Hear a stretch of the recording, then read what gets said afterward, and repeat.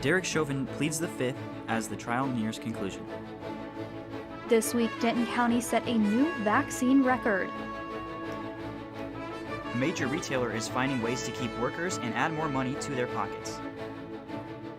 Broadcasting live from the University of North Texas, this is ntTV Nightly News.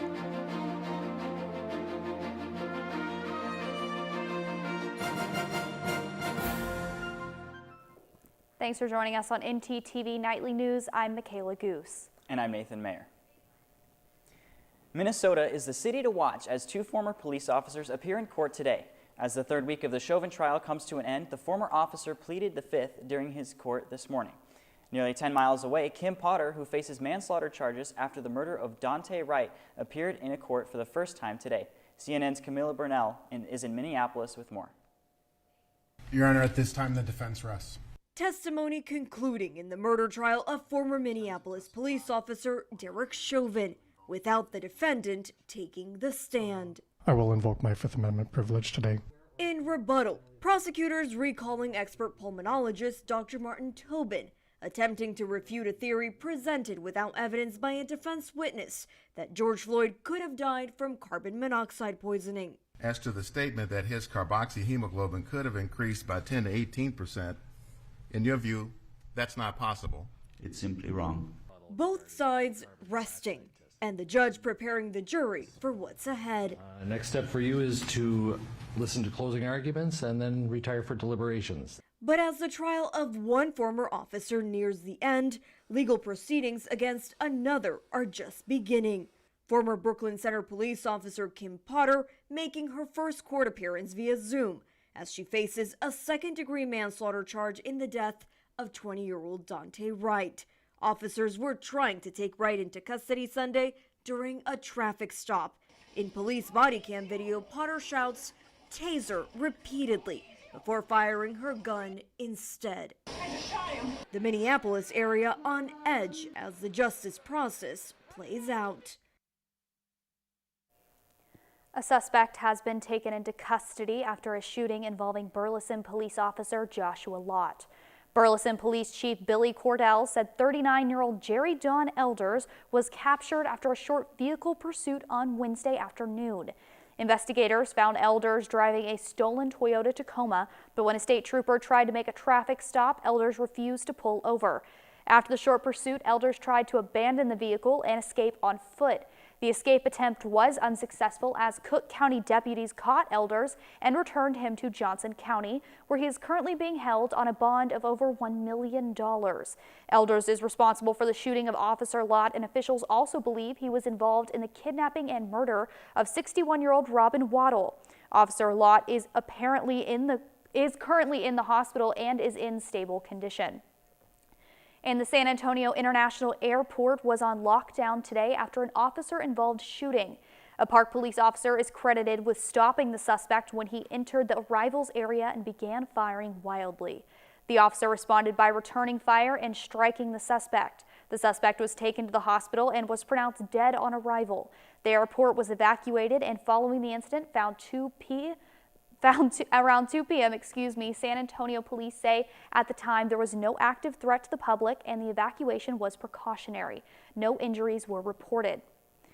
And today, the Texas Senate approved a controversial bill that would ban the transgender youth from competing in school sports based on their gender.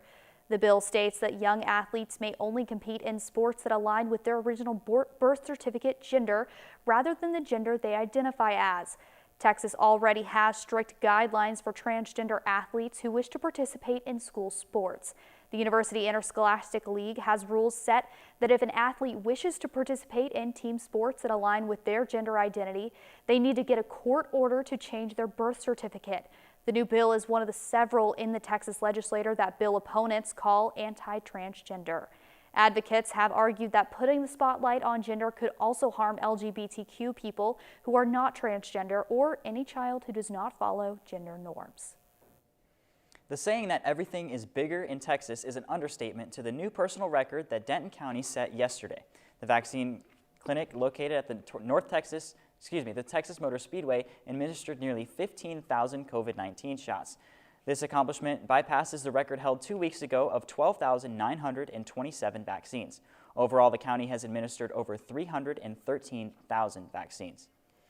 While this is a big achievement, the Denton County Public Health Department hopes to set a national record in the near future. To attain this goal, the county officials plan to extend their vaccination days at the Texas Motor Speedway. Originally, vaccines were only being administered Monday through Thursday. However, the DCPH plans to administer shots starting Fridays and Saturday. Due to the weather, tomorrow's clinic has been postponed. However, Saturday's clinic is still set to host vaccinations. While this is a big change, the Denton County spokeswoman Jennifer Rainey says that they are ready. Since the beginning of January, we've just extended our goals and made them bigger to match our allocations that we receive. So when we receive more vaccines, we want to get those into people's arms as quickly as possible, especially when our wait list is still growing. We're slowly reaching the end of our wait list, but every day, there's 1,000 more people or 2,000 more people that are on it. So we just want to get to that end of that so that there's not a long wait. People don't have to wait weeks for a vaccine. They can get vaccinated within a few days of signing up. These days, your smartphone can practically do everything. So why not detect COVID-19?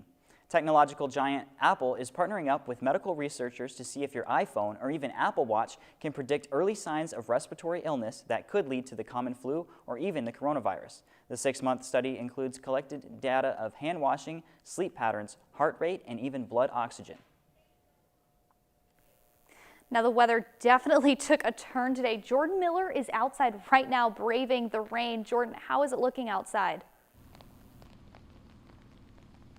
Thanks, Michaela. It actually isn't too bad out here right now, but this steady rain could turn into some isolated showers later tonight. But before I get to that, let's go ahead and take a look at our current conditions here for Denton, Texas.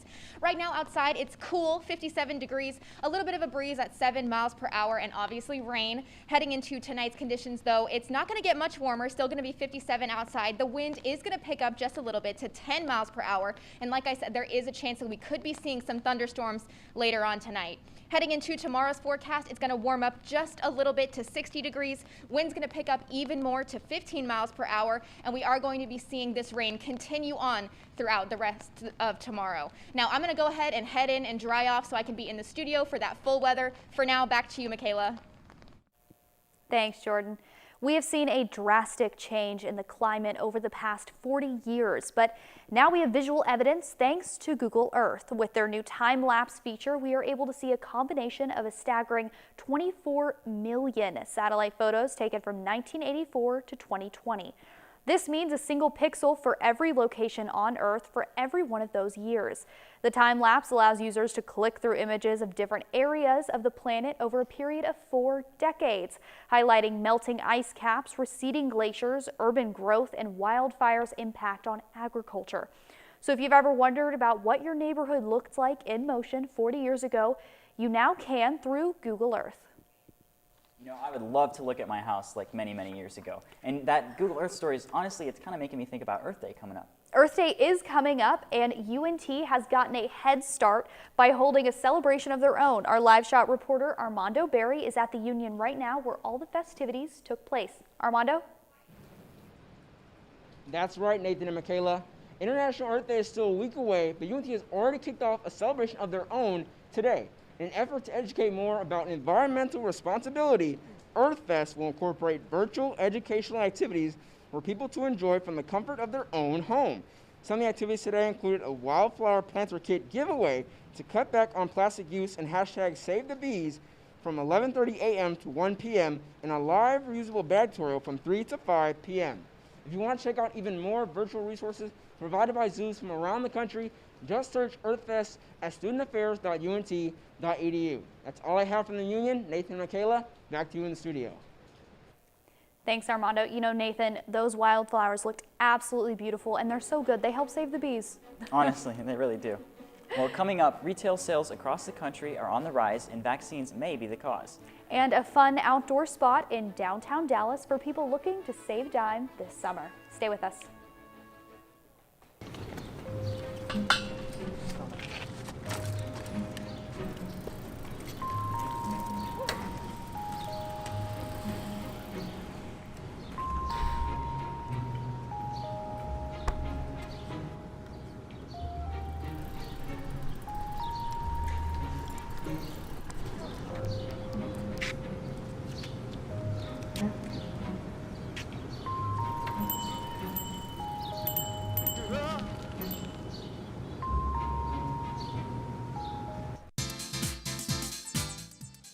Oh hey, didn't see you there.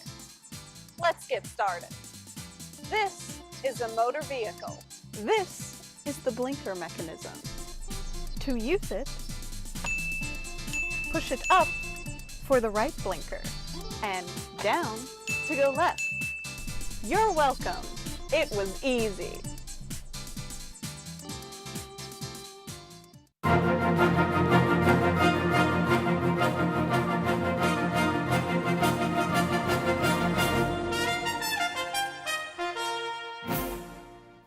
You know, Nathan, the stress of these finals are really starting to get to me. I really want to do something special for myself, but I don't have the money. You know, I totally get that. You know, you deserve to do something special.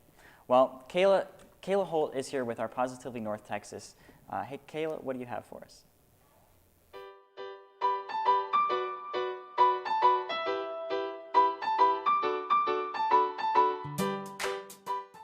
All businesses across Texas have reopened, and the chance to de-stress is now readily available.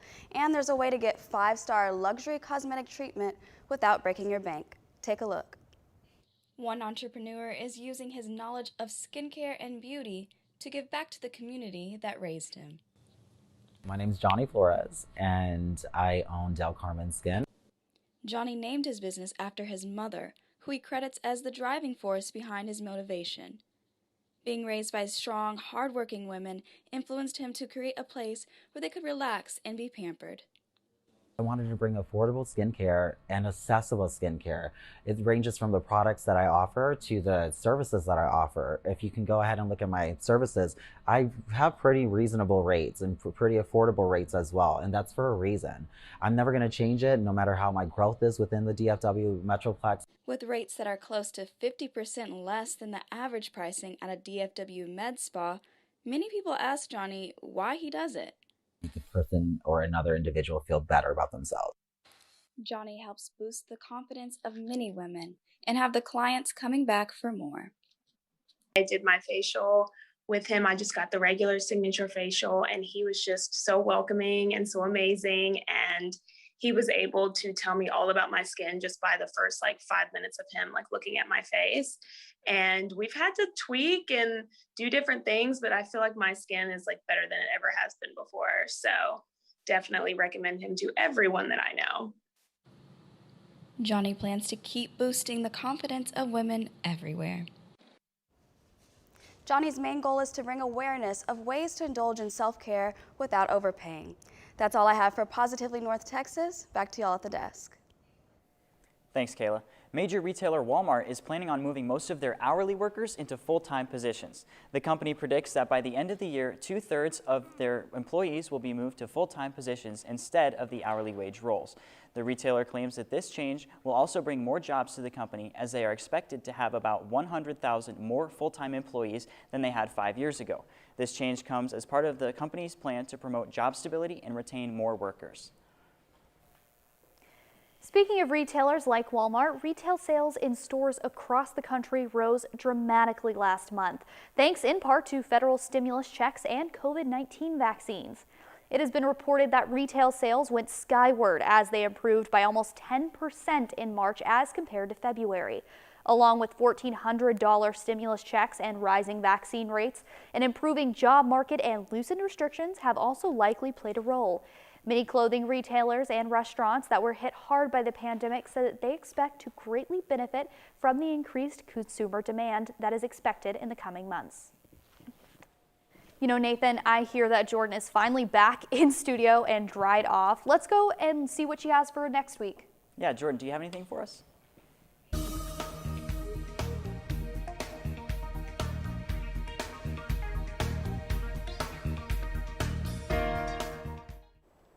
Hey guys, you know, it's great to be back in the studio where it is warm and dry, but let's go ahead and take a look at what it looks like outside for North Texas right now. As you can see, we are getting temperatures from the 50s to 60s, a dreary day for North Texas today with clouds and rain. But if we go ahead and zoom out and look at our state of Texas map, we're going to see a little bit more variation here. 44 all the way up in Amarillo. They're freezing up there, and nice and warm over in El Paso with 81, and some places are not getting the same rain we're getting here in North Texas. Let's go ahead and head into our 7-day forecast for the week.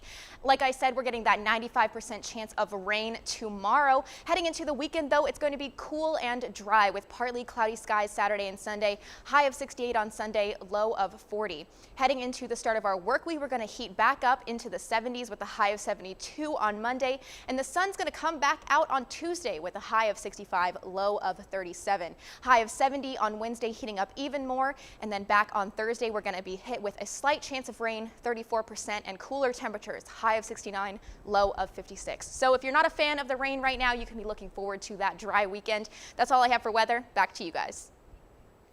Thanks, Jordan. You know, summer's right around the corner. I'm very excited to be spending all of my time outdoors. Me too, and I can't agree more. Our Denton on a Dime segment anchor, Elizabeth Garcia, knows the perfect spot to visit with some friends. Elizabeth?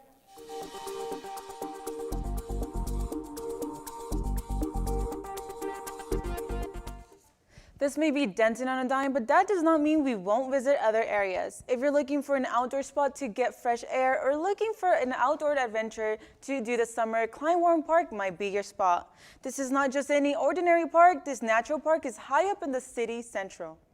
Flowers are blooming and people are heading to Klein Warren Park. It is a natural park in the heart of Dallas, Texas, bridging uptown and downtown since 2012. Klein Warren Park is a 5.2-acre park built right above the Woodrow Rogers Freeway. The park is one of the most popular destinations in downtown Dallas, welcoming more than 1 million guests per year. Klein Warren Park is programmed for everyone to visit. People can come here for relaxation, picnics, pictures, and more. The park provides a number of free activities and events for everyone to enjoy with a sense of calmness in the busy city.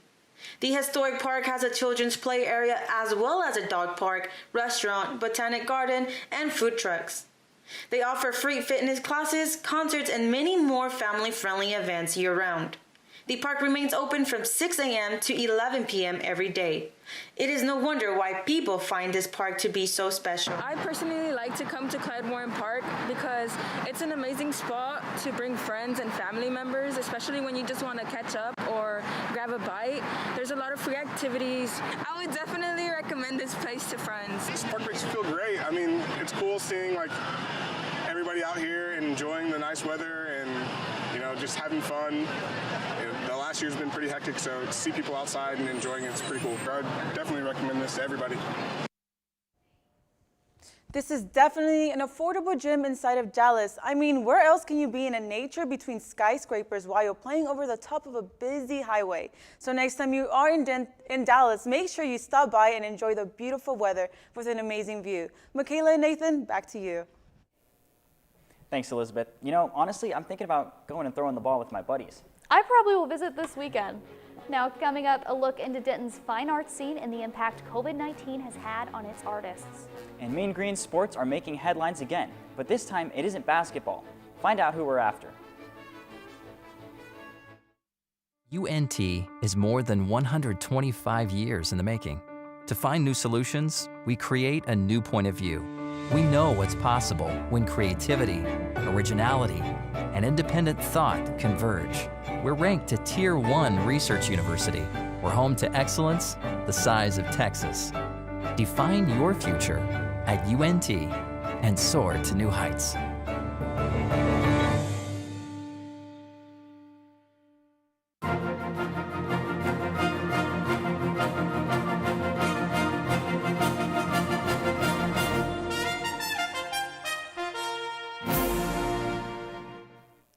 The pandemic has had an impact across the world. Businesses, education, politics, and even arts has felt its influence. The city of Denton's art scene is one of the biggest foundations for aspiring artists, especially musicians. ntTV Chance Williams, our videographer, has a piece about how the city of Denton lost a part of its soul and how the city hopes to return to its old self.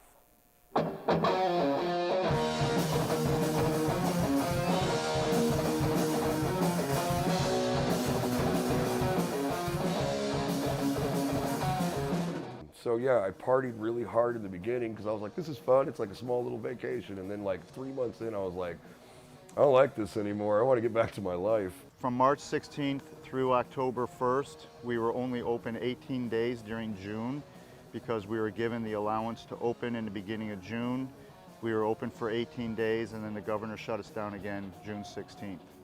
The live music scene in town was already kind of slowing down, like with Abbey Underground closing, and you know, we were already losing venues before bars and restaurants started closing. Like, I missed playing so much, so I had this like underlying depression on top of everything else, and we tried our best to, like, everybody that was a musician, especially a live musician, started doing like other content just to keep ourselves busy. You could have just gone to the square and you'll probably bump into like a few of the people that you know from the scene you've played shows with, you've had dinner with, drinks with, you've had experiences with, and that is absolutely gone. You know, you're lucky you run into somebody, driving by you in a parking lot. And then in October, we had a couple of shows, and we stopped doing it because we were following all the CDC protocols, which includes table service and everybody remaining seated and not moving around. And what we learned was it was very difficult to communicate with the customer during live shows.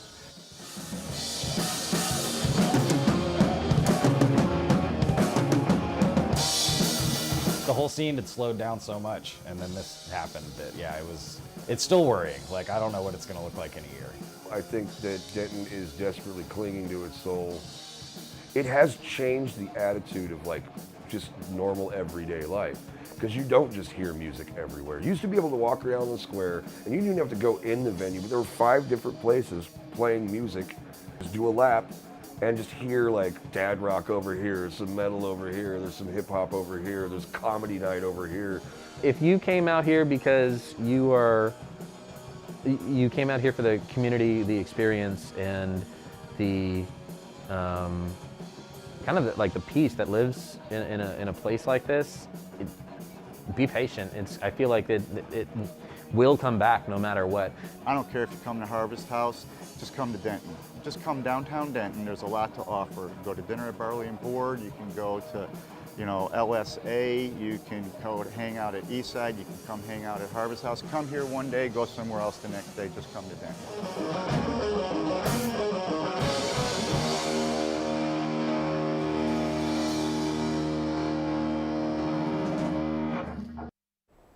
Well, Denton's not only known for the great music, but they're also known for the great sports teams. Isn't that right, Zach?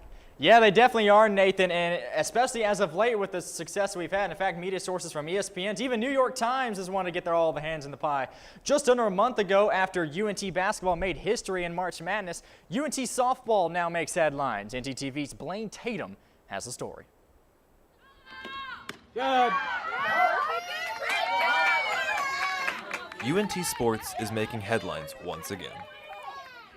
Hope Troutwine just made history for the Mean Green and all of softball. She's the first D1 softball pitcher to throw a perfect game with only strikeouts. She never worried, she just went out and got all 21. I was never in my head about it. You asked me freshman year when I threw my first no-hitter, was I anxious about it? Oh my gosh, yes. I was like, every pitch I was like, oh, please don't be the one to break this, But I think that just comes with maturity, and it was just something that I knew I could beat those girls. She isn't just excited about what this means for herself, she wants to use this to advance her team, the conference, and women's sports as a whole. I think it's a little bit more meaningful being a women's sport and all the stuff that women's athletics has gone through, especially with the March Madness tournament. Like, that is it's just huge. She's excited that this has given UNT more national attention, and she's glad they're getting the recognition that they deserve. It just shows that we can compete at a very high level, and that whenever we put all these things together, hitting, pitching, fielding, like, we're a very competitive team.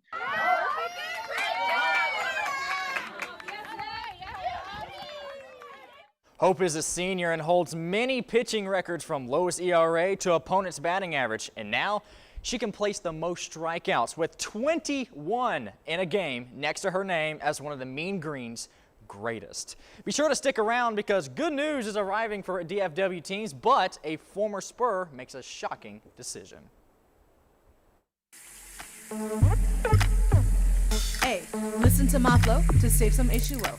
This my water rhyme, and this is how it goes. First, turn off the sink and take some time to think. When you waste water, our supply shrinks. When you take a shower, not more than an hour. Shoot for 10 minutes and save water power. Use a reusable bottle, smart like Aristotle. Ditch all the plastic and be a role model. And that was my H2O flow. Please remember how it goes, because if you don't, Earth will go, oh no! When you park in front of the ramp, somebody can't make it up the ramp. When somebody can't make it up the ramp, they miss their class. When they miss their class, they fail their final. When they fail their final, they drop out of school. If you drop out of school, you get a face tattoo from a guy named Scorpion. Don't get a face tattoo from a guy named Scorpion. Be courteous. Don't block wheelchair ramps.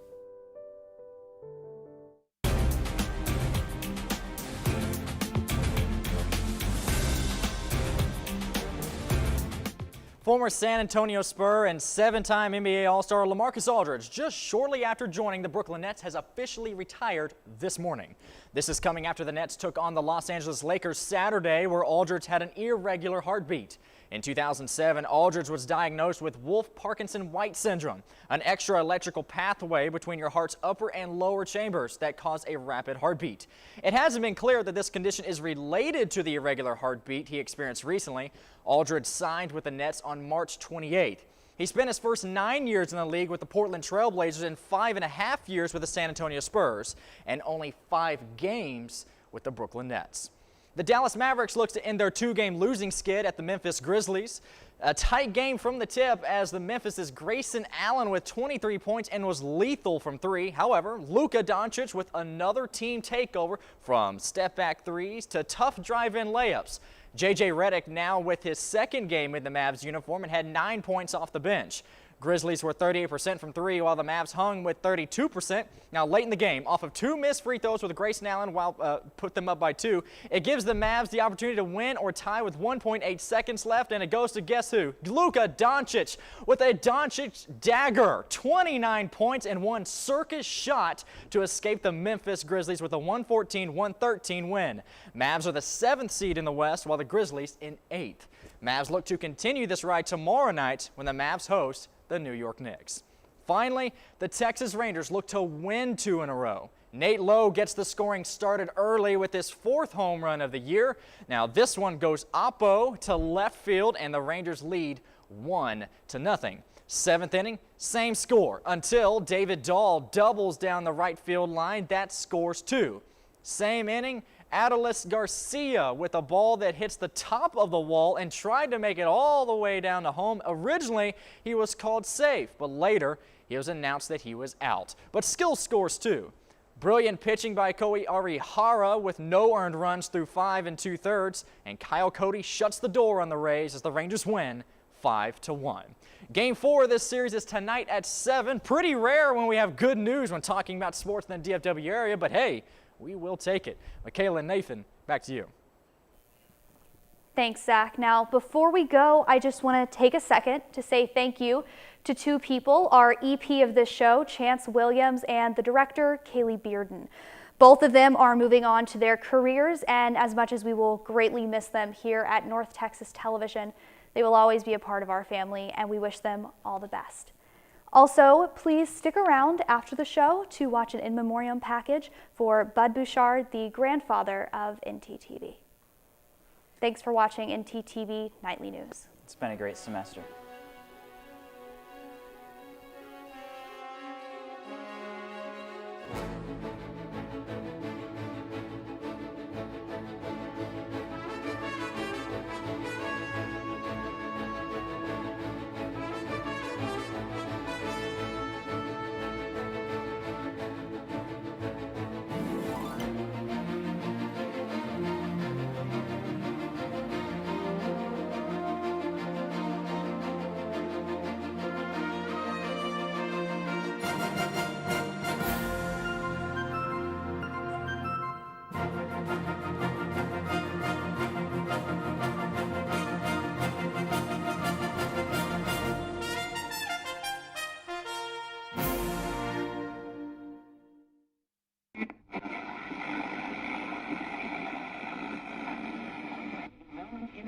You're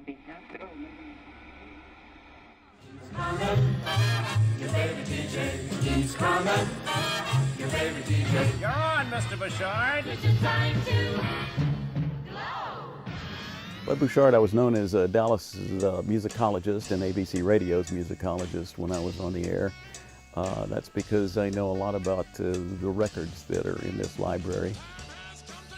My first professional job was in television. It was a part-time job at WFAA-TV. I really lucked into that. All of a sudden one day I was in there and I was walking out the door. He said, "I don't have anything right now." As I was getting to my car, he yelled, "Hey Bud, come here. Would you consider working part-time?" And I said, "When do I start?"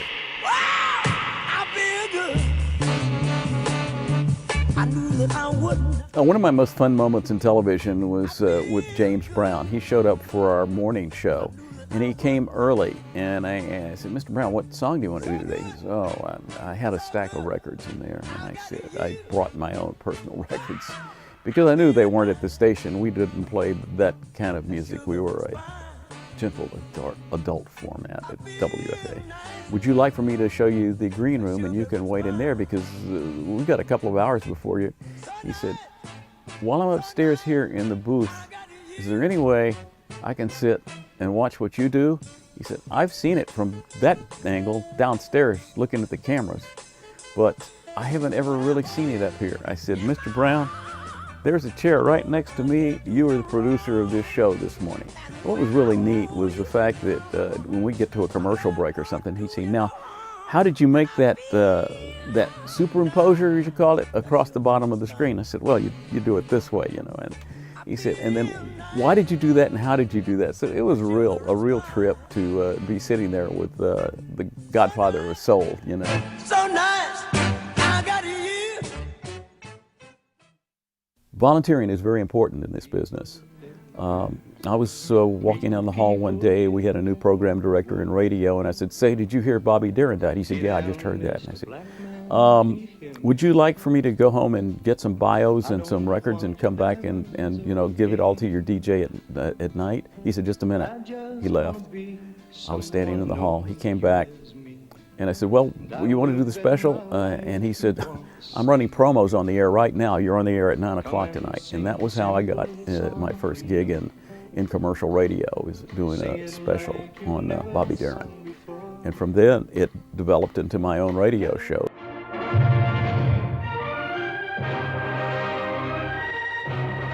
The following program is brought to you in living nostalgia. It was called Midnight Nostalgia. And I would go on the air from 12 midnight till 2:30 in the morning, just to learn the board and to practice. And fortunately, the show was so successful, they moved it to Sunday night from 7 till midnight. We had a couple of live shows, but the most fun was at a skating rink. A live radio show at a skating rink in Dallas. And that was really a blast. Here's a group that used to play right at this very roller rink. 5 Americans, January 1966, and I see the light from 57 Nostalgia Place, WFAA, live from Twilight Skating Palace, 8008 Elam Road. Come see us. Okay. Ron Chapman called me to do a show on the weekends called the KVIL Oldies But Goodies Weekend Show, because research showed that that's what the audience wanted, and that's what he named the show. Bud Bouchard, the KVIL Oldies But Goodies Weekend Show, for 103.7. Before that, I'd gone to Satellite Music Network, which was a very young organization at the time. And one of my friends, who I'd gone to Elkins with, was program director of the oldie station. He said, "Why don't you come over here and do a show?" So I did the history of rhythm and blues music from the late 40s through the 50s, 60s, and into the 70s when it became soul music. And that was a kick. I did that show for about 10 years. It was called Night Train, and it ran from coast to coast, and I think we were in some 200 markets or so for that particular show.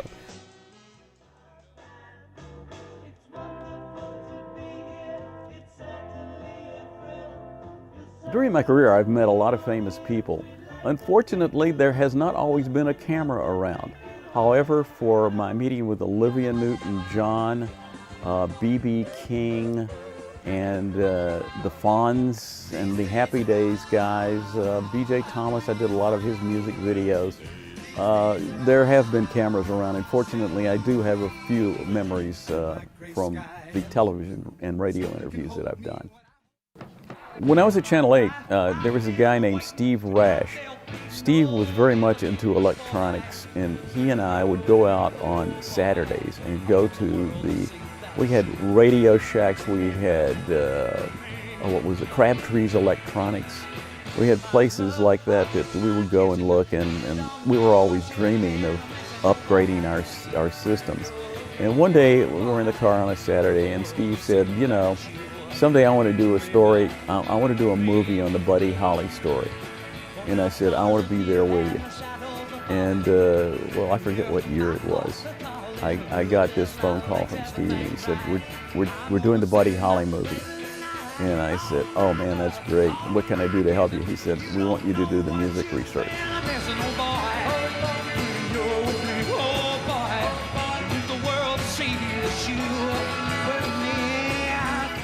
A lot of the music was recorded right here in this room.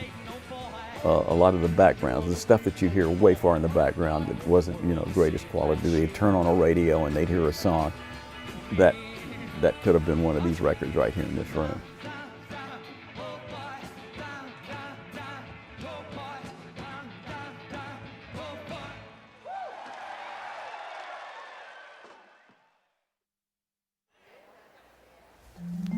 The following program is a Channel 8 Telecolor presentation.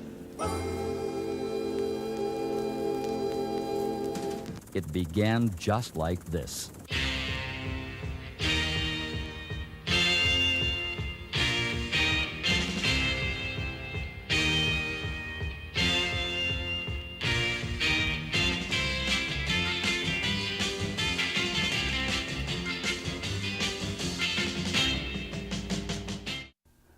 The Something Else show was on the air from 1965 to 1968. One of the go-go dancers on the show, she said, you know what?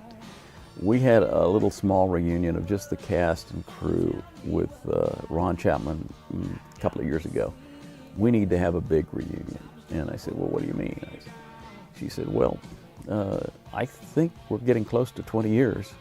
Let's just brainstorm and see if this will work. So we got together at a little tavern place across the street from North Park so we could look at the old studio and kind of, you know, get in our minds what was going on. And we said, you know, why don't we do a reunion show? I was working with Ron Chapman at KVIL. So we said, let's just propose an idea, and we started making a skeleton outline. Cardi called me the next day and said, I talked to Dave Lane. He wants television rights for the Something Else reunion. We now welcome you to the 20th reunion of The Something Else Show. All right. Jump up. Get it. Hey. Devil with a blue dress, blue dress, blue dress. Devil with a blue dress song. Ooh, yeah. Devil with a blue dress, blue dress, blue dress. Devil with a blue dress song. Beep, beep, bye, bye, bo, bo, bum. Look at Molly now. Here she comes. At the University of North Texas, I met Sam Sauls. In fact, I knew Sam Sauls when he was a student at the University of North Texas. And he would corner me every once in a while. He was from San Antonio, and he'd heard of this show called Something Else. And he said, tell me something about Something Else. What made it so successful? And so I'd tell him a little story one day, and then maybe a week or two later, I'd tell me something else about Something Else. Tell me something about it. Finally, he said, start writing those stories down. We need to do something with some of these stories of how this television show worked and why it was so successful. And so one night I decided, I took a legal pad to my bedside, started writing notes. I took them to him and I said, Sam, is this what you want? And he said, let me take a look at it tonight. That was on a Tuesday. I came back on Thursday. Those notes were typed and in my box. And I thought, uh-oh. This guy is serious about writing a book on this television show. I've been very lucky in my career, very fortunate in the fact that I have been able to do a lot of things that I have enjoyed doing, most of which is being associated with a lot of students who have grown and gone to bigger and better things.